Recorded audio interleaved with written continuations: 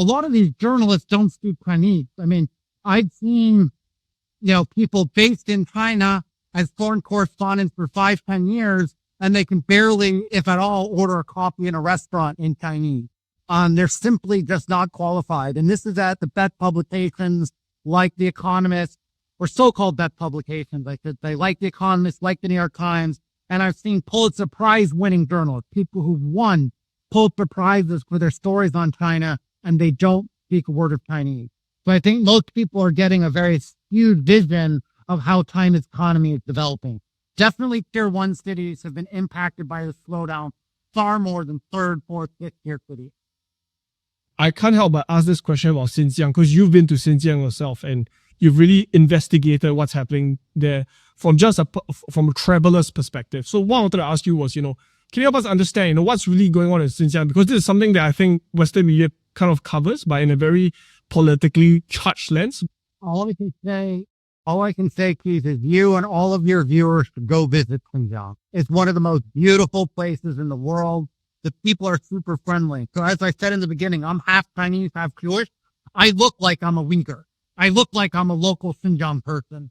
So I love it. It's one of the few places in the world where I feel like I'm welcomed. When I'm in the United States, people think I'm Chinese. When I'm in Shanghai, people think I'm a white person from America. It's only in Xinjiang that people come up and start talking to me in the local language.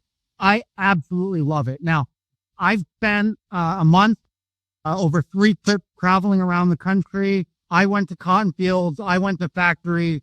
I didn't see any evidence of forced labor. I certainly didn't see evidence of genocide. You got to remember, I think this is highly politically charged. 20% of the world's cotton comes from Xinjiang. Most of the solar panels where China's dominating the lead in also come from Xinjiang. So most Chinese, and myself too, believe that all of these allegations leveled on forced labor and genocide is pure political machinations by the Western world to try to contain China. Now, that doesn't mean there aren't policies that might be ham-fisted, that might be heavy-handed, that you could criticize. There's definitely some that I saw that I didn't like.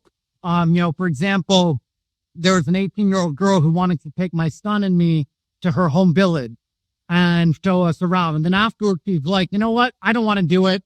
It's too difficult.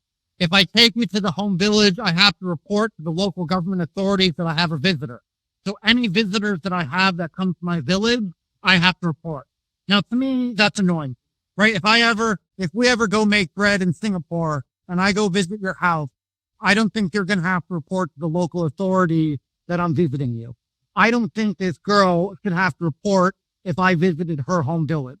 I don't think that's right. That's not genocide, though. That's not forced labor. That's a government that was very scared of terrorism because there were a lot of terrorist attacks in Xinjiang from independence movements and from organizations that ironically, the United States before Trump had actually called a terrorist organization, and they were closely involved with the Taliban and some of the fighters in the Middle East and in Afghanistan.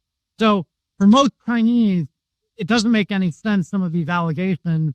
All I'll say is go visit. You'll have a great time. It's wonderful. It's beautiful. And ask questions. Anybody can go there. It's not closed off. What I will say is the people who've made the allegations haven't been to Xinjiang in 10 years. So are you going to trust someone like me who's been on the ground or somebody who's living in DC?